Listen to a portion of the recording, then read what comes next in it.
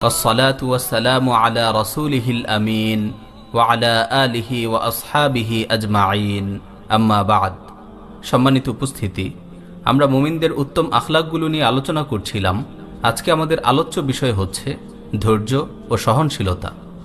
প্রিয় উপস্থিতি, ধৈর্য ও সহনশীলতা মানব চরিত্রের বড় একটি গুণ, যা মানুষের ইহকালীন ও পরকালীন জীবনকে সাফল্যমণ্ডিত করে। জীবন চলার পথে প্রতিটি মানুষকে নানা অবস্থার সম্মুখীন হতে হয়। বহু বাধা বিপত্তি আর কঠিন প্রতিকূল পরিস্থিতি পেরিয়েই তবে সামনে কদম বাড়াতে হয়। কখনো তার সময় কাটে সুখ শান্তির মাঝে, আবার কখনো তাকে একের পর এক দুঃখ কষ্টই সয়ে যেতে হয়। এমনকি কখনো তাকে অন্যায় অত্যাচার ও জুলুম নির্যাতনেও পতিত হতে হয়। আর এসব অবস্থায় ইসলাম মানুষকে ধৈর্য ধারণ ও সহনশীলতা অবলম্বনের জন্য জোরালো তাগিদ দিয়েছে। আল্লাহ সুবহানাহু ওয়া তাআলা পবিত্র কালামে মাজিদ ইরশাদ করেছেন, ইয়া আইয়ুহাল্লাযীনা আমানুস্তাঈনু বিস-সাবরি ওয়াস-সালাহ ইন্নাল্লাহা মা'আস-সাবিরিন। হে ঈমানদারগণ, তোমরা ধৈর্য ও নামাজের মাধ্যমে সাহায্য প্রার্থনা করো, নিশ্চয়ই আল্লাহ ধৈর্যশীলদের সাথে রয়েছেন। অপর আয়াতে আল্লাহ সুবহানাহু ওয়া তাআলা বলেছেন, ইয়া আইয়ুহাল্লাযীনা আমানুসবিরু ওয়াসাবিরু ওয়ারাবিতু ওয়াত্তাকুল্লাহ লাআল্লাকুম তুফলিহুন। হে মুমিনগণ, ধৈর্য ধারণ করো, শত্রুর মোকাবেলায় দৃঢ়তা অবলম্বন করো এবং সীমান্ত রক্ষায় স্থিত হয়ে থাকো, আর আল্লাহকে ভয় করতে থাকো, যাতে তোমরা সফল হতে পারো। অপর আরেক আয়াতে আল্লাহ সুবহানাহু ওয়া তাআলা বলছেন, ওয়াস-সাবিরিনা ফিল বা'সাই ওয়াদ-দাররাই ওয়া হিনাল বা'স উলাইকাল্লাযীনা সাদাকু ওয়া উলাইকা হুমুল মুত্তাকুন। এবং অভাবে, রোগে শোকে ও যুদ্ধের সময় ধৈর্য ধারণকারী তারাই হলো সত্যাশ্রয়ী, আর তারাই তাকওয়াবান।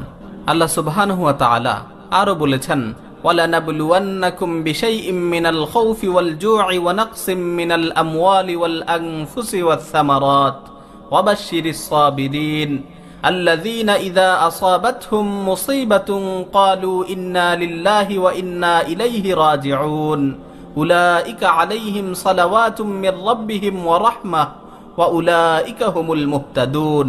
এবং অবশ্যই আমি তোমাদিগকে পরীক্ষা করব কিছুটা ভয়, ক্ষুধা, মাল ও জানের ক্ষতি এবং ফল ফসল বিনষ্টের মাধ্যমে। তবে সুসংবাদ দিন ধৈর্য ধারণকারীদের। যখন তারা বিপদে পতিত হয় তখন বলে, নিশ্চয়ই আমরা তো আল্লাহর জন্য এবং আমরা তো তারই নিকট ফিরে যাব। তারা সে সমস্ত লোক যাদের প্রতি আল্লাহর অফুরন্ত অনুগ্রহ ও রহমত রয়েছে, এবং এসব লোকই হেদায়েত প্রাপ্ত। সহিহ মুসলিমে বর্ণিত হয়েছে, রাসূলুল্লাহ সাল্লাল্লাহু আলাইহি ওয়াসাল্লাম বলেছেন, আজাবান লিআমরিল মুমিন ইন্না আমরাহু কুল্লাহু খায়র ওয়া লাইসা যাকা লিআহাদিন ইল্লা লিল মুমিন ইন আসাবাতহু সাররা শাকারা ফাকানা খায়রান লাহ ওয়া ইন আসাবাতহু দাররা সাবারা ফাকানা খায়রান লাহ। মুমিনের বিষয়টি আসলেই আশ্চর্যজনক, কেননা তার সকল বিষয়ই কল্যাণকর। মুমিন ব্যতীত এমনটি আর কারো জন্য নেই, কারণ তার সুখ সমৃদ্ধি অর্জন হলে আল্লাহর শুকর আদায় করে, আর যখন দুঃখ দুর্দশা নেমে আসে তখন ধৈর্য ধারণ করে, অর্থাৎ সুখের দিনে শুকর করে, দুঃখের দিনে ধৈর্য ধারণ করে, আর এটাই তার জন্য উত্তম ও কল্যাণকর। রাসূলুল্লাহ সাল্লাল্লাহু আলাইহি ওয়াসাল্লাম আরো বলেছেন, মা ইউসিবুল মুসলিমা মিন নাসাবিন ওয়ালা ওয়াসাবিন ওয়ালা হাম্মিন ওয়ালা হুজনিন ওয়ালা আযান ওয়ালা গাম্মিন হাত্তা শাওকাতি ইউশাকুহা ইল্লা কাফফারাল্লাহু বিহা মিন খাতায়া। মুসলিম যখন দুঃখ কষ্ট, রোগ ব্যাধি, উদ্বেগ উৎকণ্ঠা, শোক ও বিষণ্ণতার সম্মুখীন হয় এবং কষ্টকর ও ক্ষতিকর কিছু দ্বারা আক্রান্ত হয়, এমনকি তার শরীরে যদি কোনো কাঁটাও বিদ্ধ হয়, আল্লাহ তাআলা এর মাধ্যমে তার গুনাহসমূহকে ক্ষমা করে দেন। প্রিয় উপস্থিতি, এতক্ষণ পর্যন্ত আমরা ধৈর্য ও সহনশীলতার গুরুত্ব ও ফজিলত সম্পর্কে জেনেছি, কিন্তু আমরা অনেকেই জানি না যে ধৈর্য ও সহনশীলতা কাকে বলে এবং এই উভয়ের মাঝে পার্থক্য কি? আস-সবরু বা ধৈর্য বলা হয় হাবসুন নাফসি আন ইযহারিল জাযা ওয়াল জাযাউ ইযহারু মা ইউলহিকুল মুসাবু মিনাল মাদাদি ওয়াল গাম। অস্থিরতা প্রকাশ করা থেকে নিজেকে বিরত রাখা, আর অস্থিরতা হচ্ছে দুঃখ কষ্টে আক্রান্ত হলে তা প্রকাশ করা। কেউ কেউ বলেন আস-সবর বা ধৈর্য বলা হয় আস-সবরু হুয়া হাবসুন নাফসি আন মাহারিমিল্লাহ ওয়া হাবসুহা আলা ফারাইদিহি ওয়া হাবসুহা আনিত তাসাখখুতি ওয়া শিকায়াতি লিআকদারি।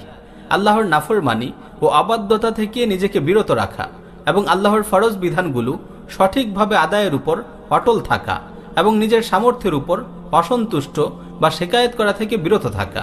আর হেলম বা সহনশীলতা বলা হয় আল হিলমু দাবতুন নাফসি ওয়াত তাবঈ ইনদা হায়াজানিল গাদাব। প্রচণ্ড রাগের সময় মন ও মেজাজকে কন্ট্রোল করা।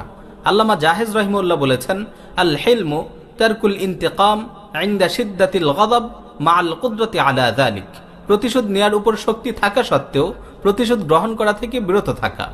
উপরের আলোচনা থেকে আমরা বুঝলাম সবর ও হিলমের মাঝে একটা পার্থক্য আছে। হিলম বা সহনশীলতা বলা হবে যখন প্রতিশোধ নেয়ার ক্ষমতা থাকা সত্ত্বেও বান্দা প্রতিশোধ নেওয়া থেকে বিরত থাকবে। আর সবর বা ধৈর্য বলা হবে যে কোনো ধরনের কষ্ট মুসিবতের সময় নিয়ন্ত্রণ না হারিয়ে অস্থিরতা প্রকাশ না করে নিজেকে কন্ট্রোল রাখবে। সবর বা ধৈর্য তিন প্রকার। 1 নম্বর সবরুন আলা তাআত, আল্লাহ সুবহানাহু ওয়া তাআলার আনুগত্যের উপর অটল অবিচল থাকা। 2 নম্বর সবরুন আনিল মুহাররামাত, হারাম ও অন্যায় কাজ থেকে বিরত থাকা। 3 নম্বর সবরুন আলাল ইবতিলা, বিপদ ও মুসিবতে নিয়ন্ত্রণ না হারিয়ে ধৈর্য ধারণ করা। প্রিয় মুসলিম ভাই ও বোনেরা, এবার আমরা নিজেদের কথা চিন্তা করি। ধৈর্য ধারণের ব্যাপারে আমাদের অবস্থা কি? বাস্তবতা হলো আমাদের অন্তরে গুনাহ ও নাফরমানির কোনো ইচ্ছা জাগলে আমরা খুব সহজেই তাতে লিপ্ত হয়ে পড়ি। কেউ অন্যায়ের প্রতি আহ্বান করলে তার ডাকে সাড়া দিয়ে দেই। গুনাহ থেকে বাঁচার জন্য ধৈর্য ধারণ করতে চাই না। সুখের সময়গুলোতে আমরা স্বাচ্ছন্দ্যে কাটাই, কিন্তু দুঃখের সময়গুলোতে হাহুতাশ করতে থাকি। আল্লাহর ফায়সালায় অসন্তুষ্টি পর্যন্ত প্রকাশ করে ফেলি। একটু বিপদে পতিত হলে শক্ত কথা উচ্চারণ করে বসি, যা বলা একজন মুমিনের জন্য কিছুতেই উচিত নয়। বিপদ অবস্থায় আজকাল কত মুসলিমকে বলতে শোনা যায়, হে আল্লাহ, তুমি বুঝি শুধু আমাকেই দেখেছ? বা কারো সন্তান মারা গেলে সে চিৎকার করে বলতে থাকে, হে আল্লাহ, শুধু আমার সন্তানকেই নিয়ে গেলে? হে আল্লাহ, আমি কি এমন দোষ করলাম যার কারণে তুমি আমার উপর এত কঠিন মুসিবত নাজিল করলে? কখনো কখনো মুসলিমদের বিপদাপদ দেখে কেউ বলে থাকে, আল্লাহ কেন মুসলিমদের অবস্থার পরিবর্তন করছেন না? আল্লাহ কি এসব দেখেন না? নাউজুবিল্লাহ। ইমানি দুর্বলতা আর অজ্ঞতার কারণে মানুষ নিজের বিপদ অবস্থায় বা অন্যের বিপদাপদ দেখে আল্লাহর উপর এমন অনেক অসন্তুষ্টিমূলক কথা বলে ফেলে, যা বলার কারণে তার ঈমানও পর্যন্ত নষ্ট হয়ে যায়। অথচ তার জন্য উচিত ছিল সে ধৈর্য ধারণ করবে, আল্লাহর ফায়সালায় সন্তুষ্ট থেকে প্রতিদানের আশা রাখবে। একথা ভাববে যে আল্লাহ তো ইচ্ছা করলে আমাকে আরো কঠিন মুসিবতে আক্রান্ত করতে পারতেন, আরো শক্তভাবে পাকড়াও করতে পারতেন। বস্তুত আল্লাহ সুবহানাহু ওয়া তাআলা তার মুমিন বান্দাদের কল্যাণ দানের জন্য তাদের মুসিবতে আক্রান্ত করেন। সহিহ বুখারীতে বর্ণিত হয়েছে, রাসূলুল্লাহ সাল্লাল্লাহু আলাইহি ওয়াসাল্লাম বলেছেন, মান ইউরিদিল্লাহু বিহি খায়রান ইউসিব মিনহু, আল্লাহ যার কল্যাণ চান তাকে মুসিবতে আক্রান্ত করেন। সুনানে তিরমিজিতে বর্ণিত হয়েছে, রাসূলুল্লাহ সাল্লাল্লাহু আলাইহি ওয়াসাল্লাম বলেছেন, ইন্না আযমাল জাযা মা আযমিল বালা ওয়া ইন্নাল্লাহা ইযা আহাব্বা কওমান ইবতালাহুম ফামান রাদিয়া ফালাহুর রিদা ওয়া মান সাখিতা ফালাহুস সাখাত। নিশ্চয়ই বিপদ বাড়ার সাথে সাথে প্রতিদানও বৃদ্ধি পায়। আর আল্লাহ যখন কোনো জাতিকে ভালোবাসেন তখন তাদেরকে পরীক্ষায় ফেলেন। যে ব্যক্তি পরীক্ষার এই কঠিন মুহূর্তে সন্তুষ্ট থাকে, আল্লাহ তার উপর সন্তুষ্ট থাকেন। আর যে ব্যক্তি অসন্তুষ্ট হয়, আল্লাহ তার উপর অসন্তুষ্ট হন। তাই হে মুসলিম ভাই ও বোনেরা, বিপদ আপদ ও যে কোনো কঠিন পরীক্ষার মুহূর্তে ধৈর্য ধারণ করতে হবে, সহনশীলতার পরিচয় দিতে হবে। আল্লাহ সুবহানাহু ওয়া তাআলার ফায়সালায় সন্তুষ্ট থেকে কল্যাণ লাভের আশা করতে হবে। এমনি ভাবে সব ধরনের গুনাহ থেকে বেঁচে থাকার জন্য ধৈর্য ধারণ করতে হবে। আল্লাহ সুবহানাহু ওয়া তাআলা আমাদের সবাইকে ধৈর্য ধারণের উত্তম তৌফিক দান করুন। আমিন। ওয়া আখিরু দাওয়ানা আনিল হামদুলিল্লাহি রাব্বিল আলামিন।